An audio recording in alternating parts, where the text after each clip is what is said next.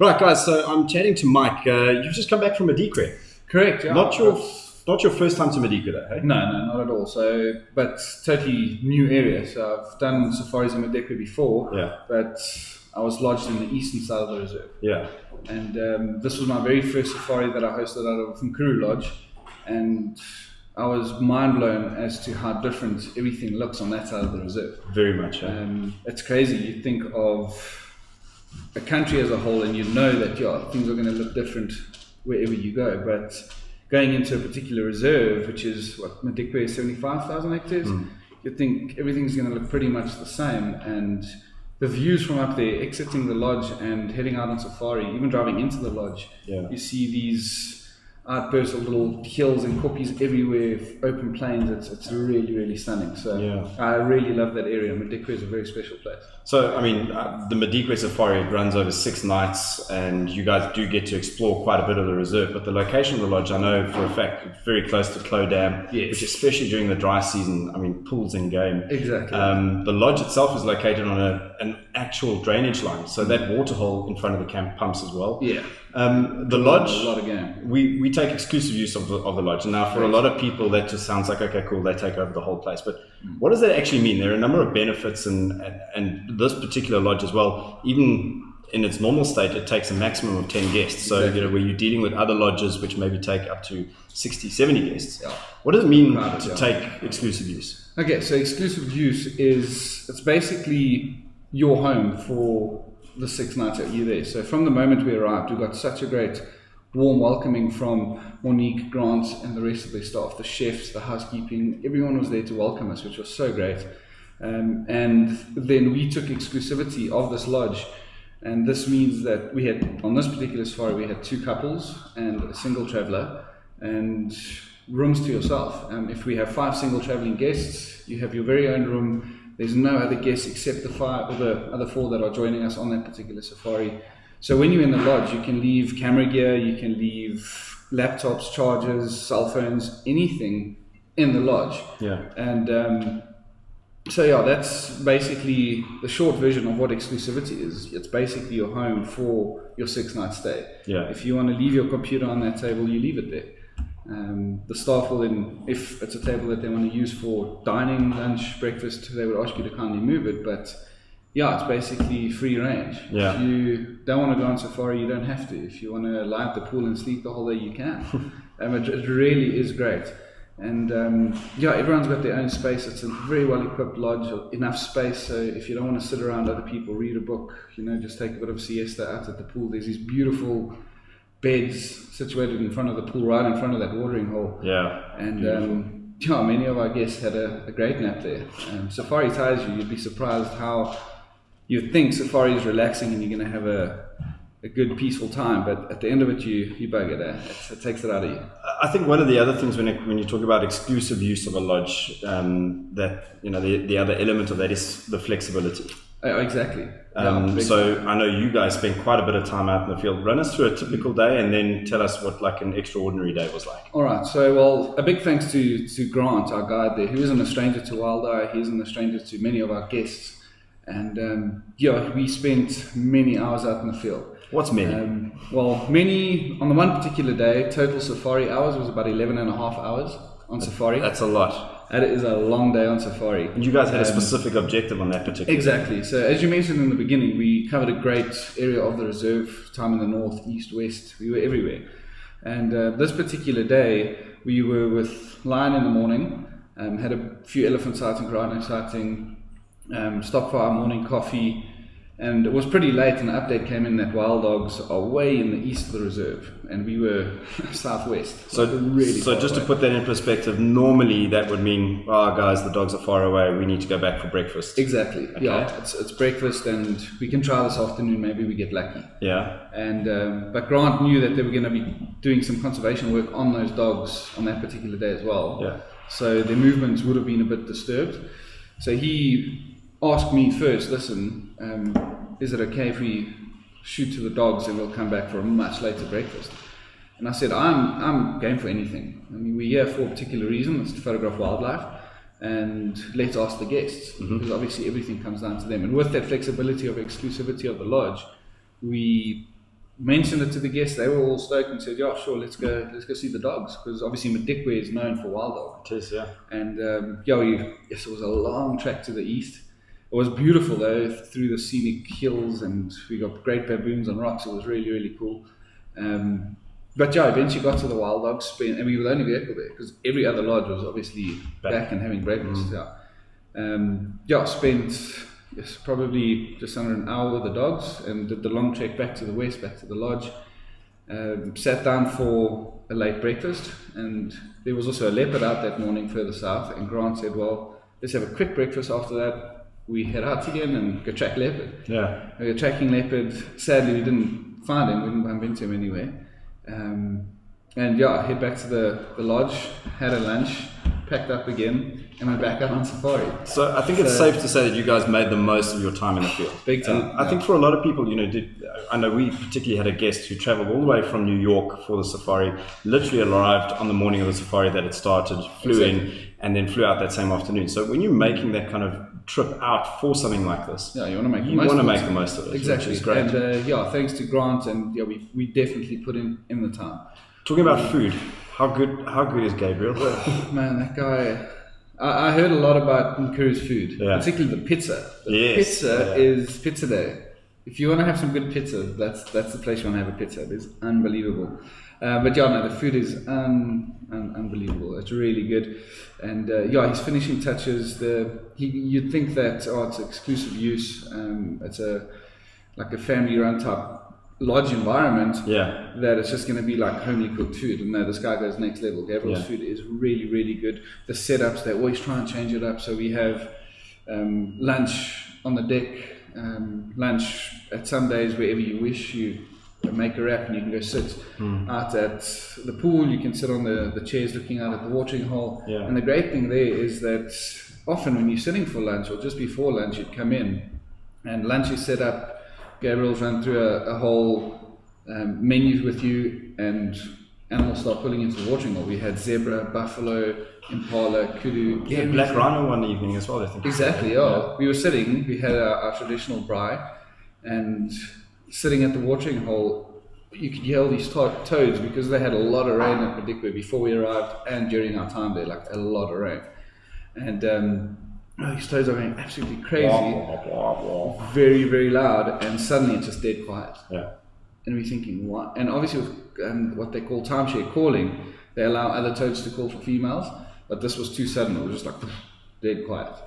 And I had my back to the watering hole. We were sitting on a long table, and some of the guests said, "Well, there's something there." And as we turned around, this male black rhino that I think it's the same guy we saw that morning, came walking in, had a nice drink, stood and looked at us for a while, turned around and just calmly walked off. So very, very special to see any animal coming in there. But black rhino, that was awesome. So whilst it is a corporate lodge and it's exclusive use, it's still luxurious. It still delivers on all the boards. I mean, this could easily be a commercial lodge. Oh, big time. So Dave and Jill, it was their first safari experience, and they heard about Nkuru and they knew it was a corporate lodge, and they came in not really knowing what to expect. And the moment we walked in there, the decor in that lodge is just unbelievable. It really is.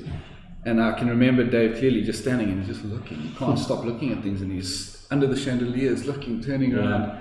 And every day he would comment about the luxury of this lodge and how comfortable it is and how great it is.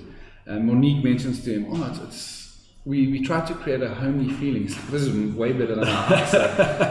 Location. Exactly. So really, really a stunning lodge. A good 6 night stay. So we've spoken a lot about the lodge and the area. Now, you were not there for the food or for the luxury. You guys were there for photography. So exactly, in between all of this, you still had time for Lightroom sessions in between game drives. And some of your highlights from a photographic and game viewing perspective? So with that amount of rain, as I mentioned earlier, our time there and the day before, we had probably just over 100 mils of rain. Sure. So it really came down. And certain areas in Madikwe have very sensitive soils, your black cotton soils, and obviously you can't drive on these. And so with the rangers respecting that law and that guideline to protect and preserve wildlife and the ground they live on, we were pretty limited in terms of where we could drive. So the one particular day with this rain, we tracked cheetah for about 10 hours. Sure. 5 hours in the morning, 5 hours in the evening, but no luck. And it was only that one day where it was really dead. Yeah. And yeah, after that, before and after that, it just exploded. The game was everywhere. It was definitely the week of the elephant. We had incredible elephant sightings, like almost daily. We saw so many elephants.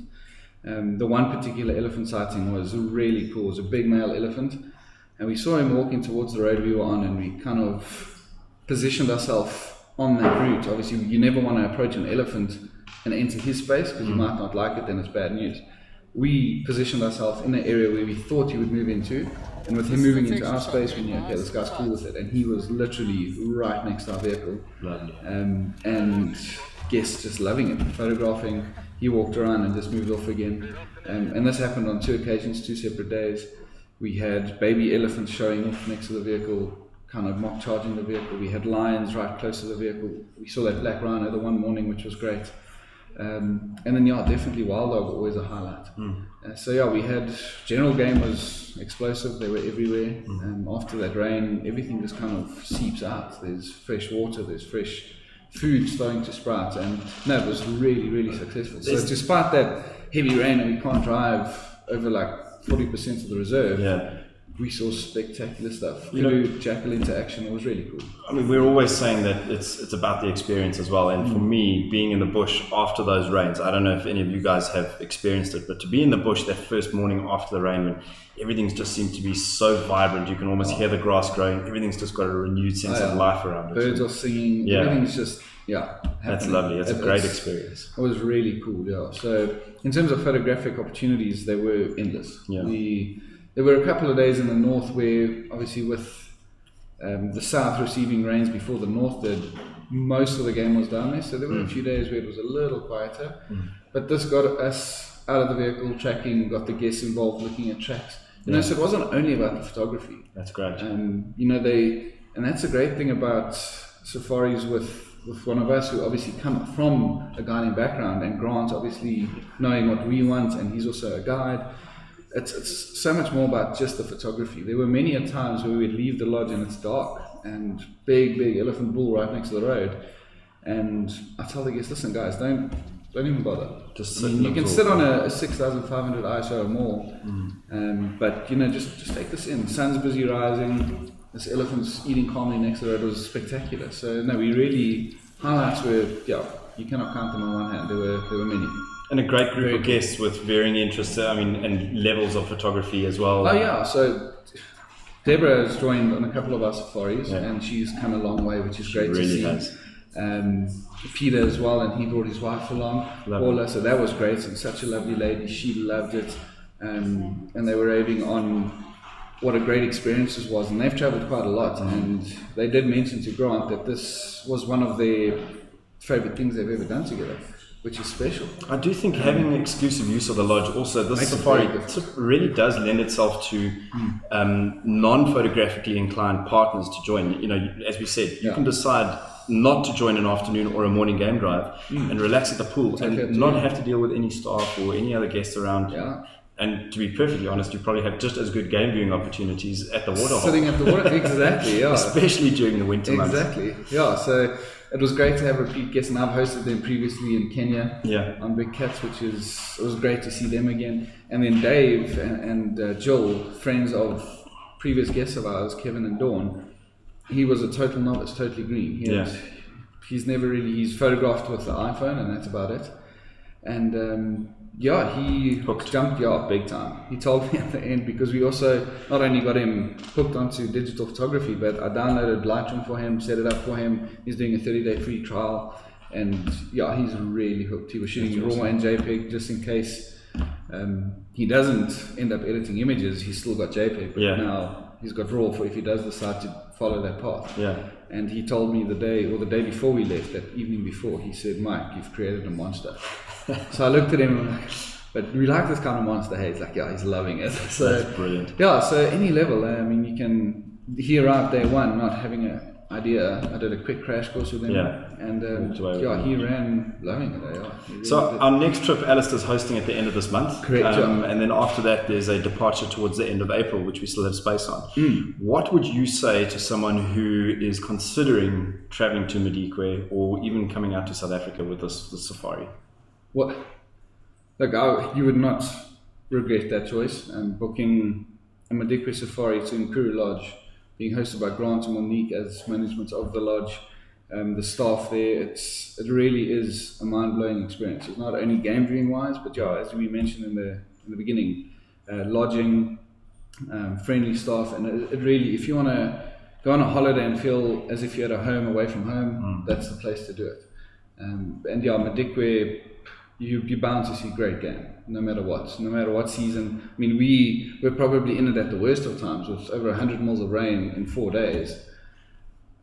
You would think you'd see nothing. It's usually, animals just kind of disappear, and they were just everywhere. And April, approaching the drier season, the place is going to explode. So there you have it, guys. Madikwe, malaria-free in South Africa, just a 4-hour drive from Johannesburg, 6 nights, 1 lodge, great food, great game viewing, obviously hosted by one of us.